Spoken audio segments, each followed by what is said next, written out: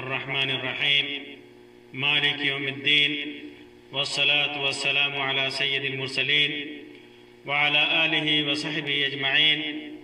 اما بعد۔ محترم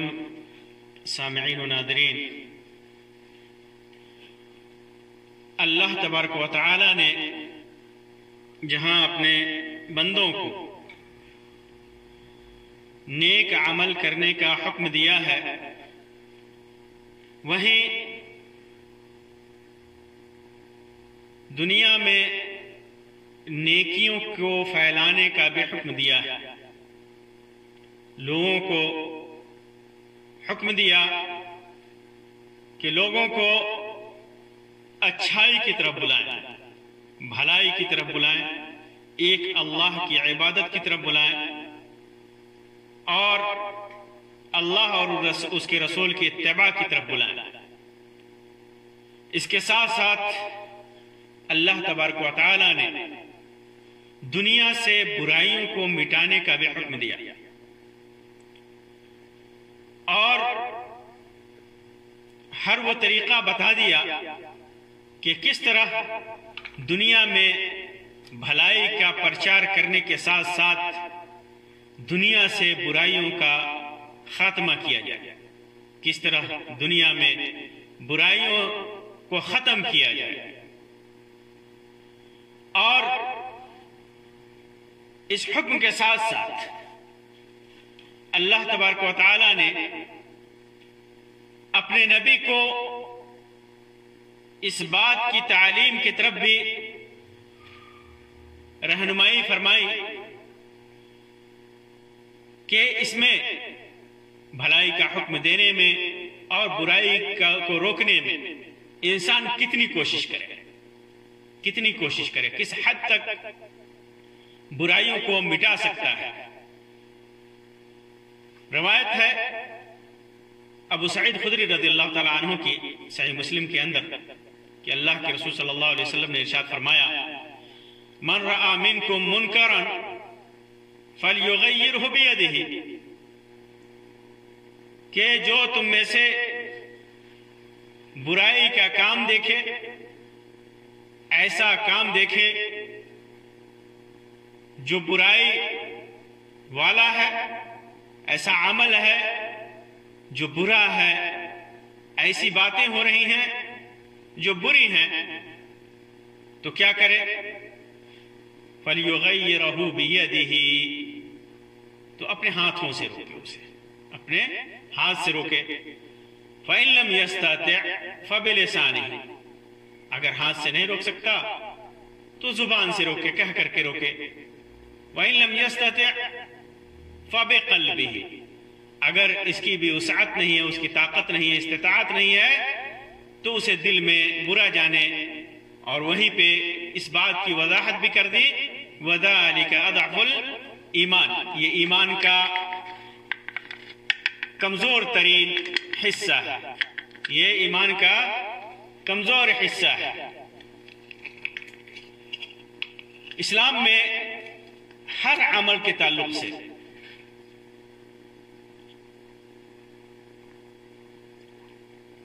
جو بھی عمل ہے اس کا تعلق جسم کے اعضاء سے ہو یا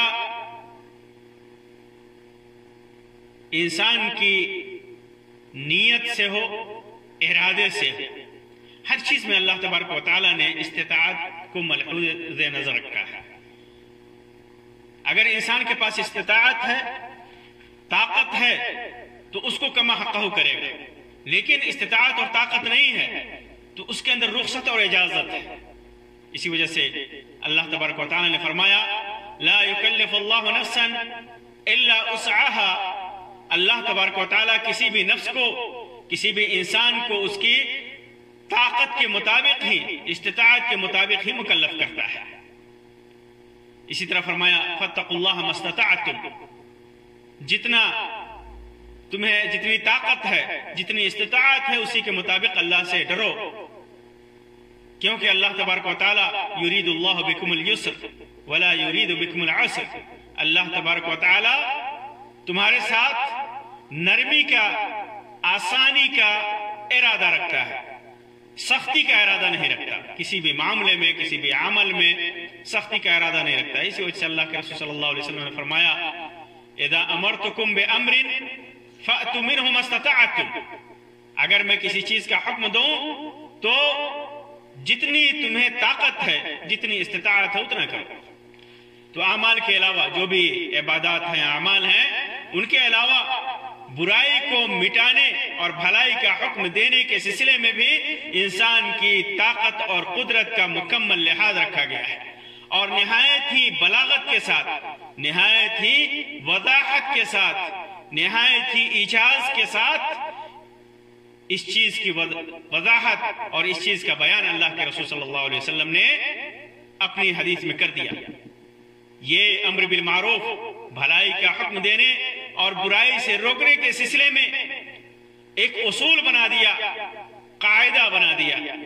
बुराइयां हम देखते हैं, बुराइयां हम अपने अहल में देखते हैं, खानदान में देखते हैं,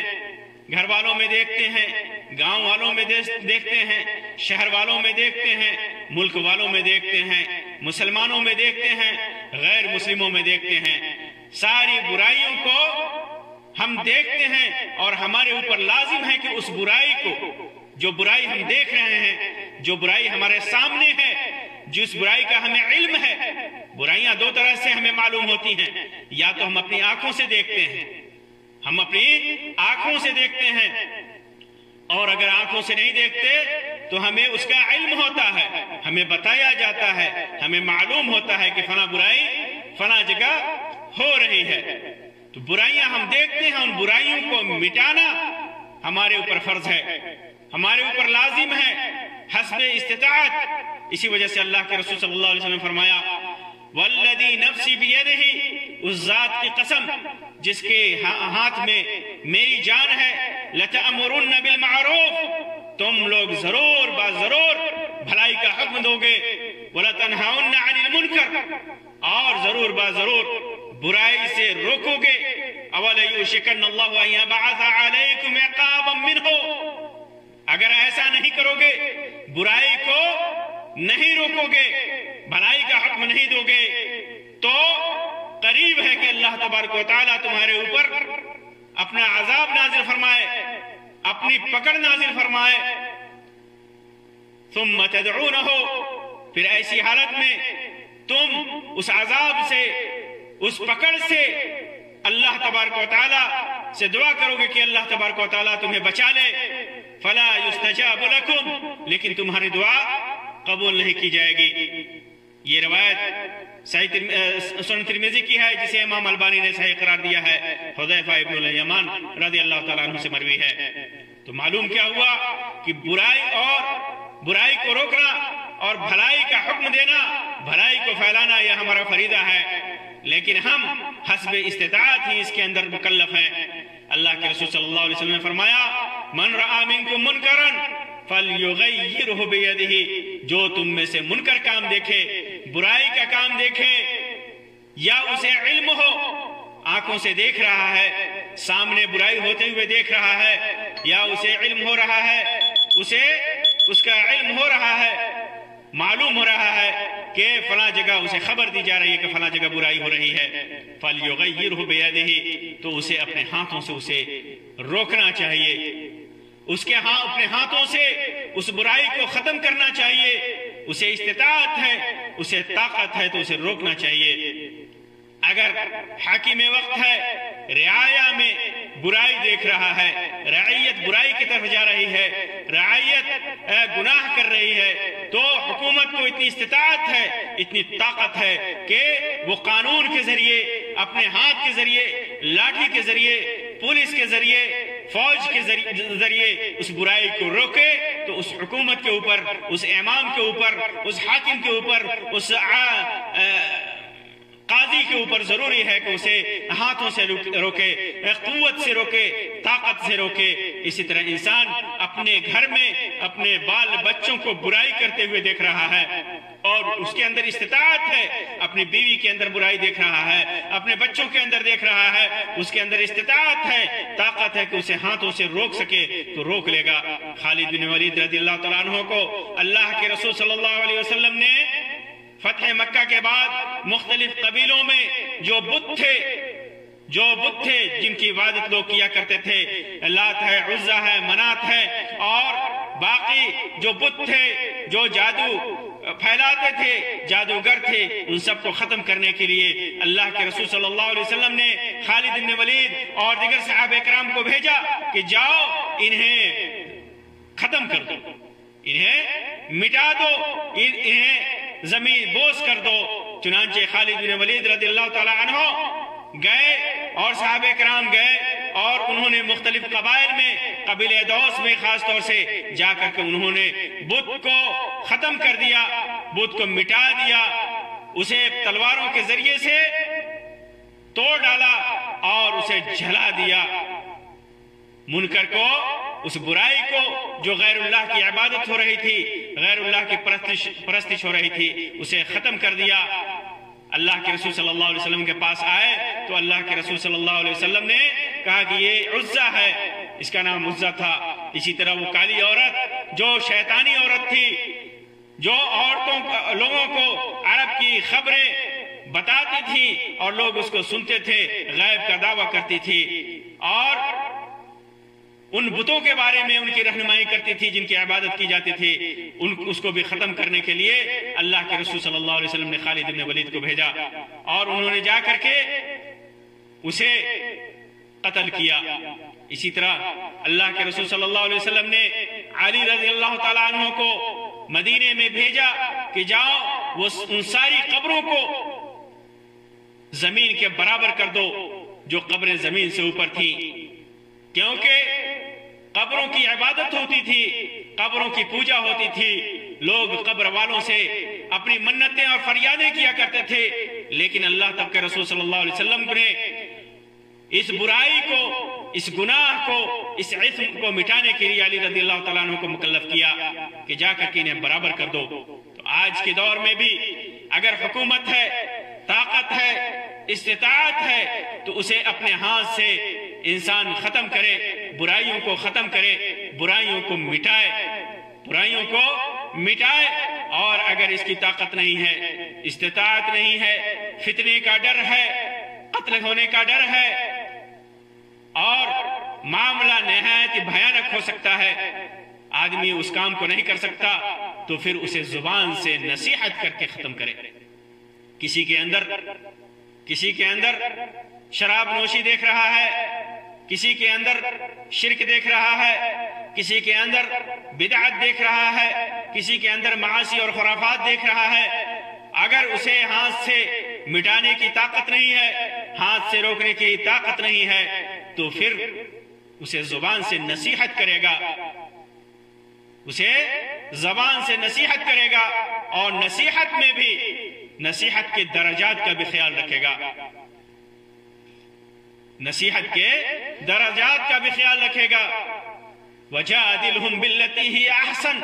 اللہ تبارک و تعالی نے فرمایا کہ احسن طریقے سے اسے مجادلہ کرے گا،